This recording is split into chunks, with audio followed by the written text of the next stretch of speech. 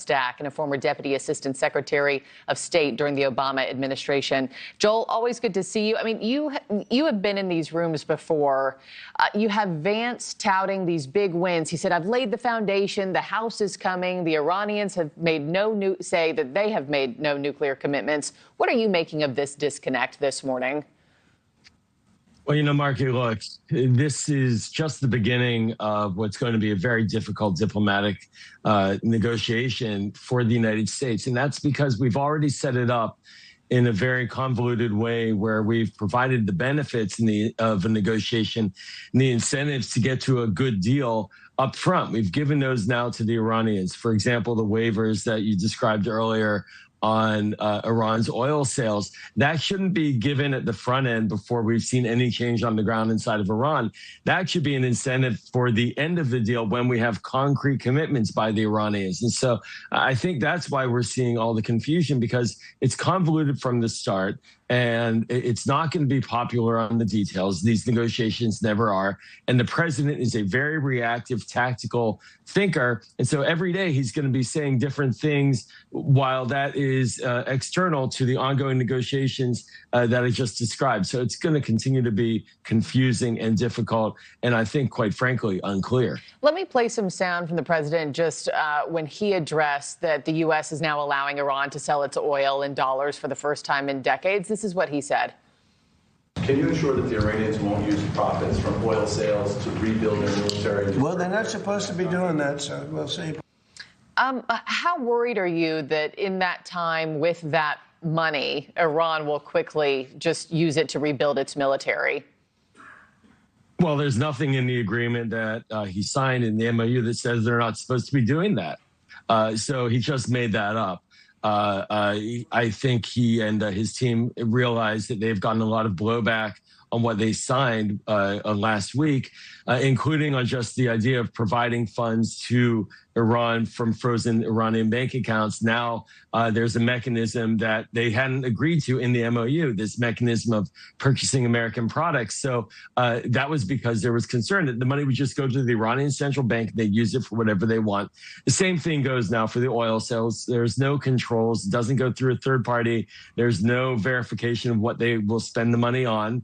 And so it's just sort of wishful thinking that they won't spend it on military equipment. And why wouldn't they? Their military was devastated.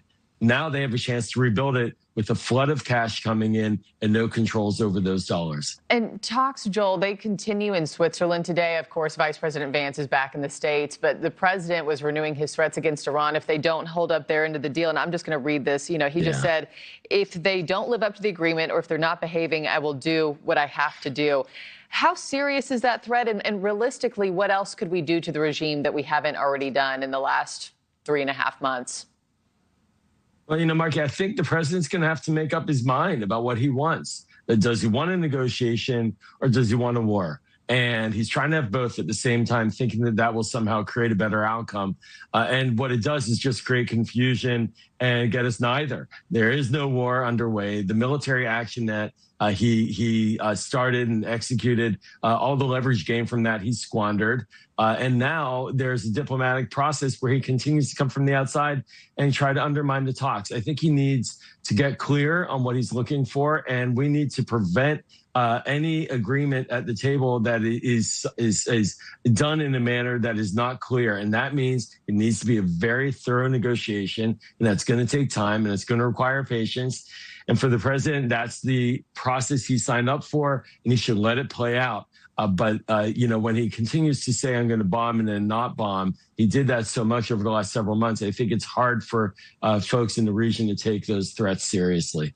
Just a few seconds before I let you go, as I mentioned off the top, Marco Rubio is headed to the UAE, Bahrain, Kuwait this week. The Gulf states are nervous. They want to know what happens next as well. What does he have to sell to them this week? What's going to be a success for Marco Rubio? Well, the problem that we have right now overall is that while the negotiations have narrowed onto nuclear, there are many other issues related to Iran that concern the Gulf states, including their ballistic missile programs, which, by the way, they sent thousands of missiles directly into Gulf countries. So he's going to be there and basically say, we're not going to negotiate over the missiles, but we are going to ask you to fork over tens of billions of dollars to this reconstruction fund to Iran. It's going to be a hard sell. I think these countries are going to ask for a little more clarity as to how that's in their benefit. And so for the secretary, he's trying to sell a part of a deal that doesn't really address their needs. The only benefit they have right now is that the Straits of Hormuz, at least theoretically, are open.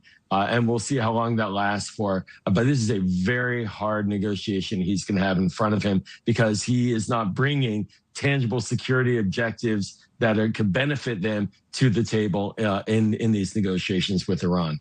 Well, it's a big week ahead with a lot on the line. We'll see where this all takes us next. Joel Rubin, thank you as always for giving me a few minutes and for your analysis, sir. Thanks, Markie.